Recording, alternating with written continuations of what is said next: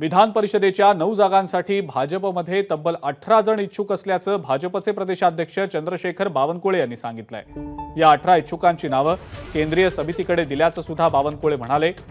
नवी दिल्लीमध्ये पक्षश्रेष्ठींसोबत विधान परिषद निवडणुकीवर चर्चा होतीये आणि चर्चेअंती योग्य तो निर्णय घेतला जाईल असंही बावनकुळे यांनी सांगितलं।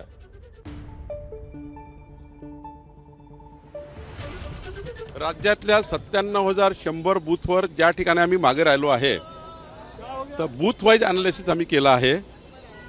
त्या बूथचे नावही काढलेले आहेत की कुठल्या बूथवर आम्ही मागे राहिलो, कुठल्या कारणाने मागे आहोत त्याचं विश्लेषणही आम्ही केलं आहे।